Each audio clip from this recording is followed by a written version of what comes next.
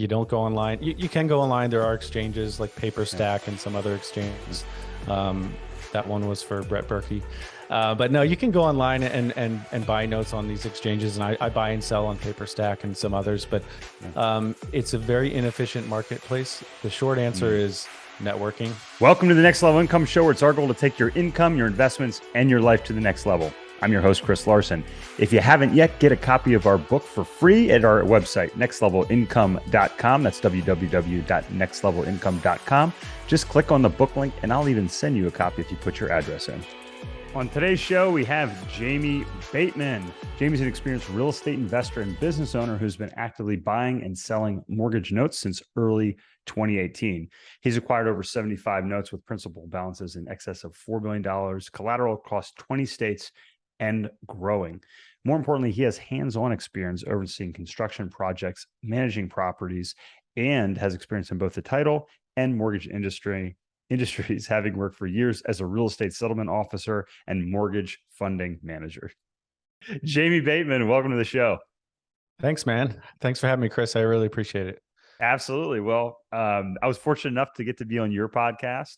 I think when you were kind of getting it started, and really now I get to call you a friend. I got to meet you face to face out in Arizona at our mastermind here in the last month, and I'm really excited for you to be on the show and share a lot about what you're doing. Yeah, I appreciate it. Absolutely. Before we get into that, I'd love for the audience to hear a little bit about your background, because you really do have quite an interesting background, Jamie. Sure. Yeah. So January 6th, 1976, I was born. Yeah. So I am 46 years old, married, 2 kids. We live in outside of Baltimore, Maryland, and great city. Currently, great city to be born in. Absolutely. I'm currently a mortgage note investor and real estate investor, and we'll get into that. As far as my background goes, I grew up in Maryland and was heavily involved in athletics, played at Gettysburg College, and then decided to actually, once I got out of school, kind of typical athlete where didn't know exactly what I wanted to do. All of a sudden what I devoted all this time and energy to was gone. And I'm looking around and, tried to figure out what to do next, frankly. And so I ended up at a title company. And that's when I realized I had no idea what title insurance is, how to read a settlement statement, any of that stuff, even though my father had been a realtor for many years. Wow. But so did that, and then ultimately decided I wanted to do something with a little bit more in my, at that time, at least a little more meaning and purpose. And so I ended up joining the military, went to Iraq for a year. I was in the Army Reserves for years, did about 4 years of active duty time through the reserves. Wow. And then worked for the Department of Defense about 14 years, and then I actually worked part-time, and as I was kind of slowly building my real estate empire. And then this past March, I ended up resigning from my job, and so now I'm a full-time entrepreneur and business owner. I have a small team. I'm really into leadership and kind of growth and small business and entrepreneurship. And obviously mortgage notes since 2018 is when I got it really kind of dove into that head first. So yeah, feel free to latch on to any of that, and we can branch out wherever you'd like. Yeah, that's fantastic. And I want to dive deep into the note side. I've got some questions around that, because some in the audience may have heard me talk about this. I invested in notes going back to like 2013, 2014, which I think you and I've spoken about a little bit in the past. I'd love to hear kind of how the world has changed with respect to that. But I think you said something interesting. I've been through it. I know a lot of people on the podcast have been through it. We have a lot of competitive people, a lot of people that have had success in other areas in life. It's really interesting when you take somebody that's an elite athlete like you were, and you played lacrosse, which my two boys are very fond of. What position did you play, by the way? Fantastic sport. I played attack. My family was a big lacrosse family, and so 5 of the 11 siblings played in college. So yeah, I can Oh, talk all wow. day about lacrosse. But you have to, There we if you go. have me back on, we'll do a lacrosse episode. There we go. Yeah, I might have to change. I might have to start a new podcast to talk about like sports and business. But I'll Exactly. tell you what, I used to love to hire athletes, and perhaps let's see, I had two hires that really stick out in my mind. One was a former Ranger, actually Green Okay. Beret, and one Yeah. was a former professional lacrosse player. So Okay. yeah, they That's got a little awesome. overlap there. But I think the big thing that you mentioned, Jamie, is that you spent all your time in this thing that you loved and were devoted to, which was Yeah. lacrosse, and there was that void. Yeah. Um, Absolutely. I think that there's a lot of similarities when you leave a job, and you did both of these things. So can you talk a little bit about, you know, what did you learn from sports? How did you fill that void? Yeah. What helped in your kind of your first career in the military with Yeah, that? absolutely. So no, I'm really glad you asked that, because for one thing, I really haven't. Yeah, I've got my own podcast, as you mentioned, I've been on other shows, and I've never really kind of gone down this path too far. But yeah, it really was a big life event. Um, we were number one in Division 3 in lacrosse my senior year, and then we ended up losing and kind of choked. And Yeah. the two teams that were in the national championship, they each had one loss, and that was to us, Gettysburg. So we had beat both of those teams. I Oh, wow. realize nobody cares right now. That was 1999, but all of my energy and all of my focus, not all of it, of course, Yeah. I had other things going on, but a good bit of it was focused on that. Yeah. And so all of a sudden, boom, it's gone. And yeah, I remember graduating and just being kind of a little bit, like you said, a void. There was a big void. And if you haven't been an athlete or been a part of kind of a team like you might find in the military, like you mentioned, well, Yeah.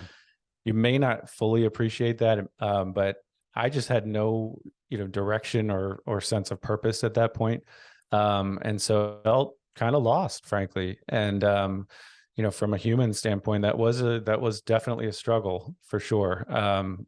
Certainly people deal with bigger, more difficult things, but yeah, I mean, as far as what I'd learned from sports and things like that, teamwork, I mean, is just, I talk to my kids about this all the time, whether they want to hear it or not, but it doesn't have to be sports. It's got to be, but you got to be part of something that's bigger than yourself. It's not all Absolutely. about you. And we touched on this slightly before we hit record, but Very in slightly. today's, very slightly, in today's world, it's, we're so obsessed with ourselves and immediate gratification. And I think through sports, it taught me to put the mission first and put the team first.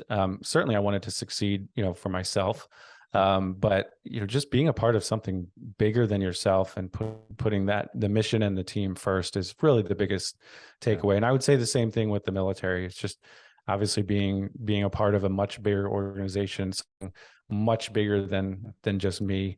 I think that really allows for a healthy perspective and just allow success later on. So Yeah. those are a few of the takeaways for sure.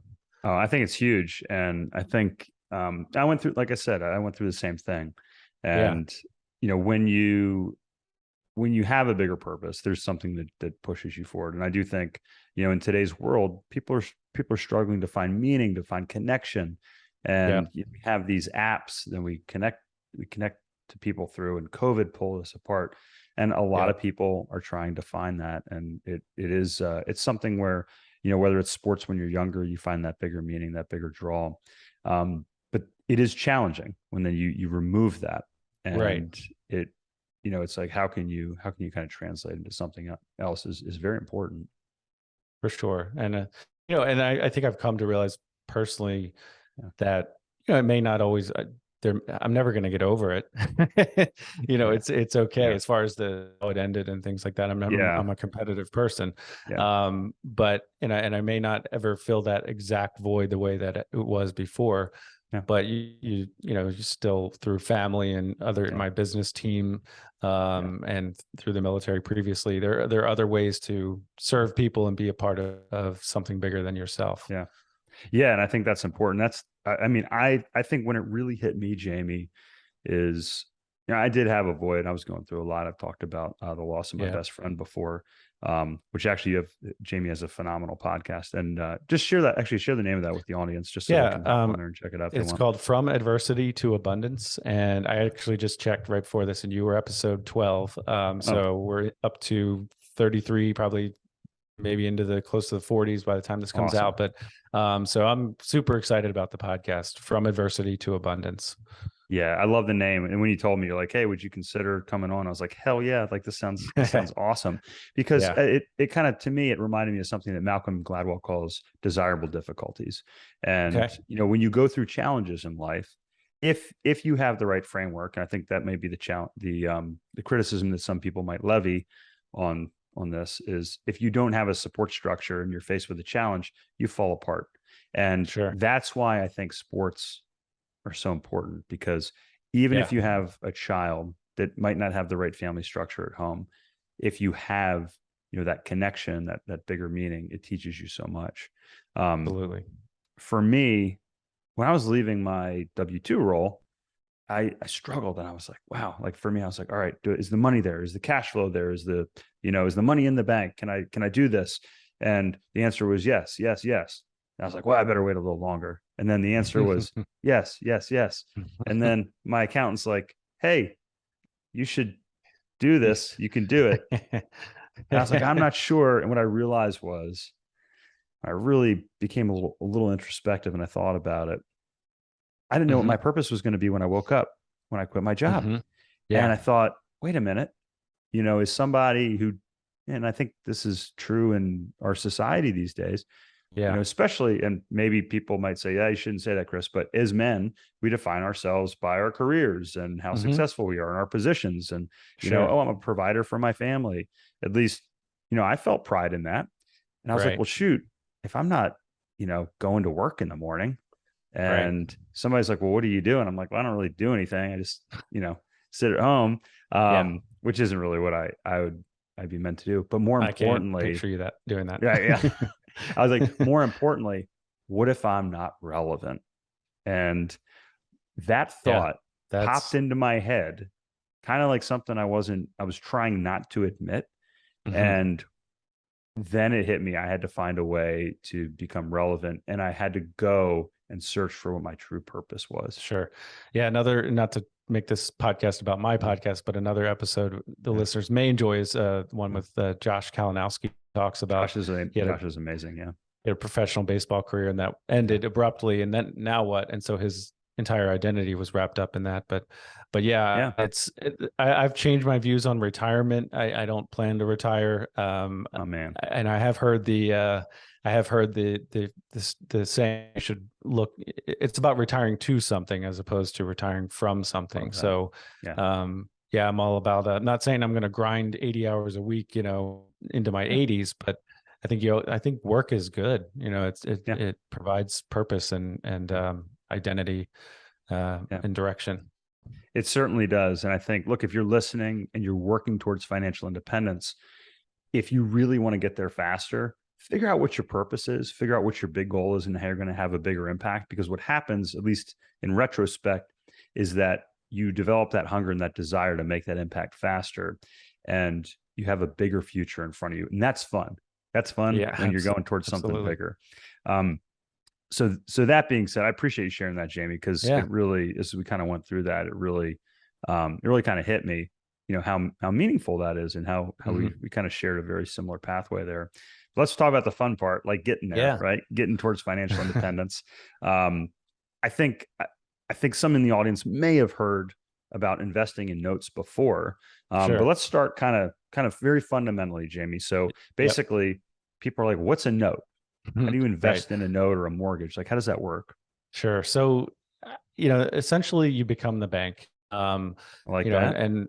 and what that is you buy the debt. So if I'm investing in mortgage notes, I'm buying the mortgage note itself. And what that essentially means is I'm not buying the property. The property is the collateral to the note, and I am buying the debt. So I'm sure most of your listeners can appreciate having a mortgage. They've potentially written a check to a mortgage company or paid online, however they pay, right? And many times that loan gets transferred, that mortgage gets transferred to another company. Nothing changes with the terms of the loan, with the monthly payment or anything like that. It's just who you're making payments to. Well, that loan was purchased by a new investor or lender, however you want to phrase it. So that's much like what we, and so in the most basic terms, a note is a promise to pay. You have car notes, you have unsecured notes, you have notes all over the place. A note is just a promise to pay. The world that we run in our space is the first lien mortgage note space. And so the mortgage is the document that links that note to the property, which is the collateral. So there are all kinds of rabbit holes we could go down, but essentially we buy that debt, we become the bank, and now the borrower owes us those payments. And so we can get into performing notes versus non-performing, different positions of notes, different strategies within note investing, but that's the basic concept right there. Yeah. So I think that's very important. And I think the thing that can be confusing is you say, well, hang on, Jamie, how am I going to make money just, buying a mortgage and now becoming the servicer? Like, where's the profit in it? How do you make it a profitable endeavor? Yeah, great question. And there are many different strategies that people employ. We buy performing and non-performing first lien mortgage notes. Okay. So performing means that the borrower is paying on time. Is correct. Non-performing means they're in they full are not. default or just not. So there's a lot of gray with defining this, to be honest. The typical definition would be that the borrower is at least 90 days delinquent. So they're at least 3 months behind in making their mortgage payments. Most people make their mortgage payments on time in general, 95% ish. So most people that are not super familiar with note investing might not understand, that world of delinquent or defaulted debt. And so a non-performing note is where the borrower is behind. It could be 90 days, it could be 9 years. And so the most basic way I like to explain how to approach making a profit or making a business out of note investing is purchasing performing or non-performing notes. And the performing notes are much like a single family buy and hold rental property. They're not, it's not an ethical strategy. There are differences, of course, such as tax advantages on the rental property side, but you're buying a performing note for cash flow. That's what you're buying it for. So a lot of times, one of the major benefits of note investing is the discount that we're able to purchase the note for upfront. So just a super basic example, let's say that the interest rate on the note is 8%. We typically run in this world kind of 7 to 10%. They're higher interest rates. Well, nowadays that's the norm, I guess, but back to normal. 6 months ago that was high, right? So I'll buy that note at a discount, which actually gets the yield at maybe say 12%. So, gotcha. So if the value of the note is $100,000 principal balance, we might be able to buy that note for $90,000, meaning the actual return to us over time becomes 10, 12, 14%. A performing note, just to kind of keep it simple, the performing note strategy, you're buying for cash flow. So I'm buying this note to get hopefully a 12 to 14% yield. Every month, a check comes in from the borrower, payment comes in, and I'm buying that for cash flow. Keep the lights, run your business, just like a buy and hold rental property, you want it to cash flow. And I know you're, in multifamily and many other cash flow. Big fan of cash flow, yeah. Cash flow is huge, right? So that's the performing note side. The non-performing note side is a little bit more like a fix and flip on a property. And so that will give you, because you're able to purchase a non-performing note at a greater discount, there's more distress with that. Your audience might say, why would I buy a note where the borrower is not making payments to me? So that's initially maybe counterintuitive. Well, here's an opportunity, right? And this is all about investing and entrepreneurship as far as This is how you make money in the world is solving problems. So here's a problem note where the borrower is not making payments. They're behind, right? There's several different exit strategies with a non-performing note. The reason I use the fix and flip analogy is on a fix and flip property, you're buying a property that is distressed. It's got issues. You need to be able to add value to that property. So what we do is we go in and add value to this note. And again, many different ways you can do that, but there's typically a well-defined exit point on a non-performing note. So you're buying at a greater discount, you're adding value, and you're exiting hopefully as a performing note. And so that's something we can talk about. Yeah. I know I threw out a ton of different. No, that's great. Very sequential. And I think that that was a terrific analogy, buy and hold versus fix and flip, because that's essentially what you're doing. I think, I'm curious, what type of discounts do you see on the performing side versus the non-performing side? Yeah, great question. And it has changed since you dabble 2013, 2014. Oh, dude, we were buying stuff for like 10, 15 cents on the dollar. Yeah, no, wild. It's you're talking right now, non-performing notes might be 50 to 70 cents on the dollar. And that dollar may be the payoff, could be the property value. But you're essentially targeting, 50 to 60 cents on the dollar for the non-performing notes. Performing notes is more, people are just been so much money out there chasing yield. 85 to 95% of UPB, of unpaid balance. So still a discount, but not nearly the discount that you can get it on a non-performing note.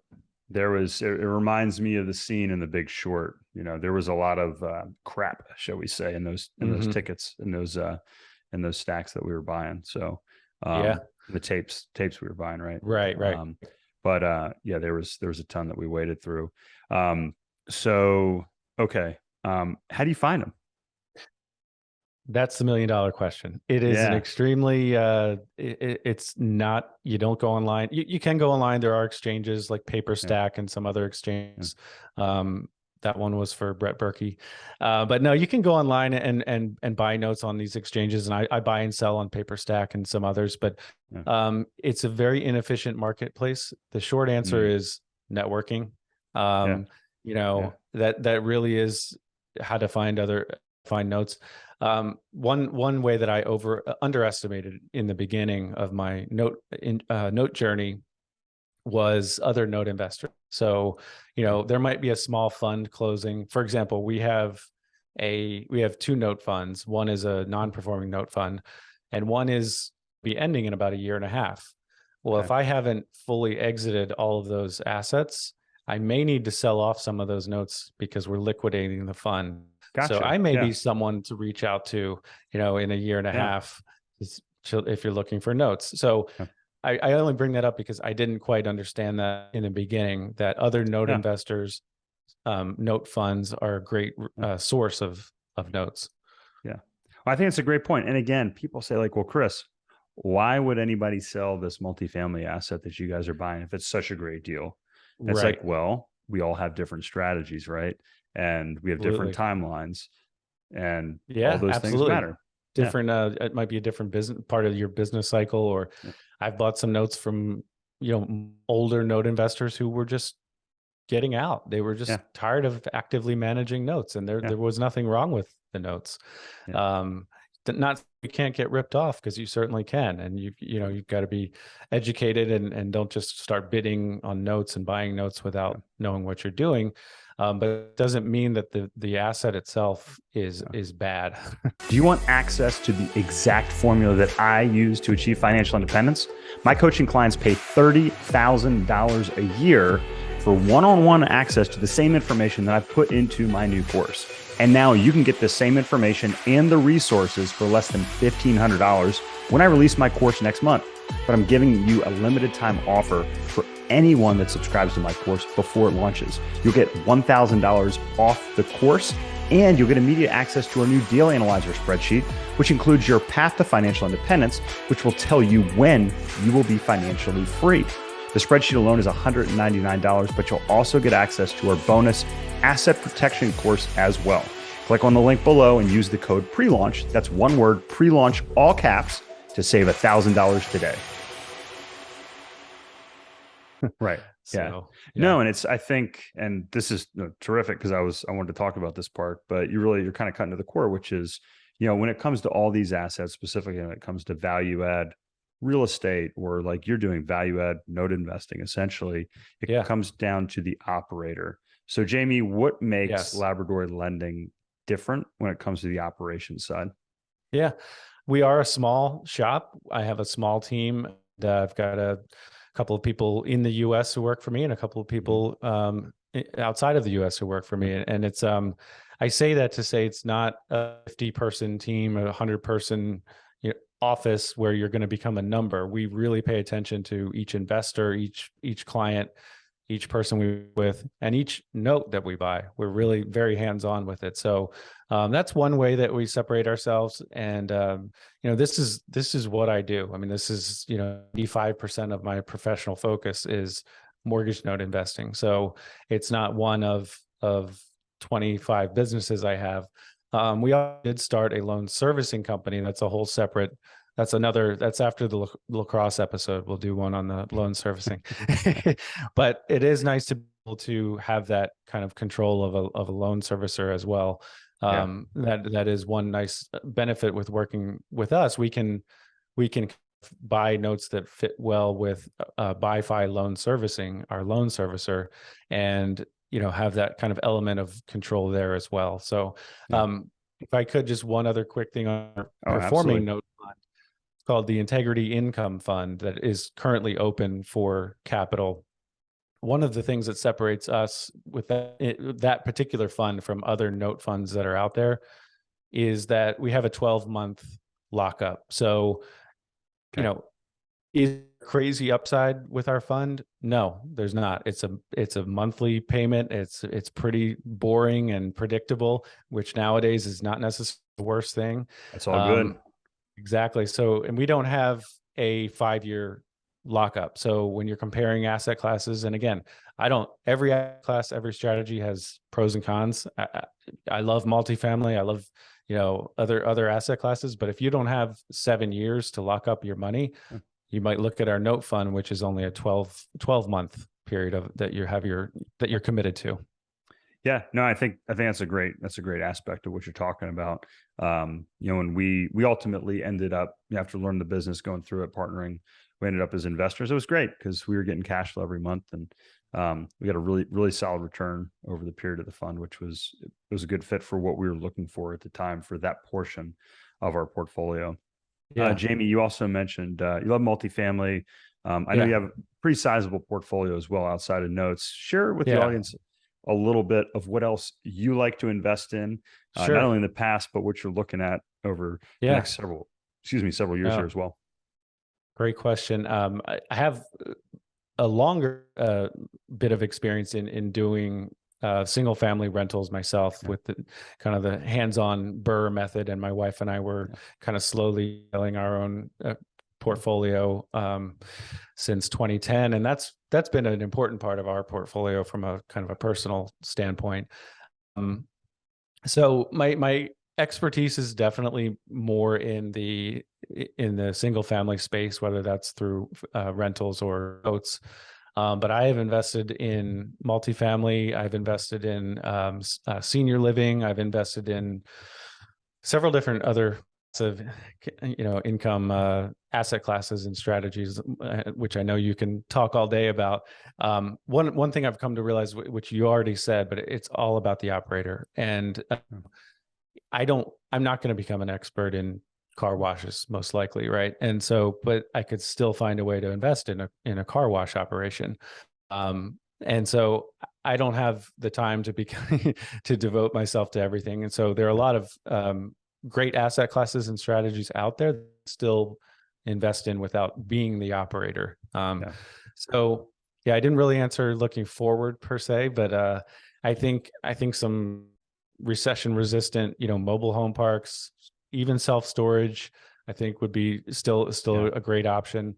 I think notes are option actually going forward. And, so just to reiterate with note investing, I'm not buying the collateral. I'm not buying the property. We may end up with the property in some scenarios, and we do. Yeah. Which is But good that you've been a house flipper, because that's important. Yeah, That would be my first exactly. question. If anybody's talking to somebody that's doing this, is, hey, have you ever done the other side of the business, kind of the dirty side? Yes or no? Right. Yes, Yeah. exactly. And so having that experience I've done, from a distance, I've purchased, if your listeners are interested in learning more about through a case study that we did, an actual case that we had that they can study. It's our Jacksonville non-performing note study. And so performing note that turned into a rental property, and we did a rehab from a distance. So there were many moving parts with that. I don't want it. My goal with notes is not to back the property. We're working with borrowers to keep them in their homes. I'd much prefer to do a loan modification or some type of workout with the borrower. That's always possible, though. And so I am not afraid to take back the property. And I have done that on numerous occasions. And so, and it's like parenting. Like you've got a lot of these borrowers, frankly, they need to know that you're serious and that you will follow through on your word, and you will foreclose if you have to. I'd like to work something out, but the point to get to there is that I don't always know how every deal is going to turn out, but I'm okay. I'm okay no matter what, if it takes a turn this way or that way. Yeah. We've certainly lost money on deals, Chris. I'm not saying I haven't, but I do have that experience, and it doesn't always go the way I think it's going to, but if we buy right and we do our due diligence, we should be protected. Yeah, that's awesome. And that's one of the benefits of investing in a fund, Jamie. And if listeners want to learn, if they want to get that case study that you mentioned, that actual case that you guys went through, if they want to learn more about the different funds that you have and about your operation, what's the best way to get in touch? Yeah, I appreciate that. LabradorLending.com. It really has everything right here in the notes section. Yep. Yeah. So we've got what I realized that, ultimately, and I'm sure you've come to the same realization, Chris, is most investors are being either an active or passive investor.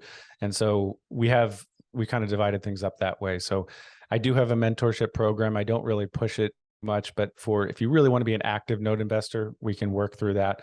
But for passive note investors, we've got one fund that's open right now, and that's the Integrity Income Fund.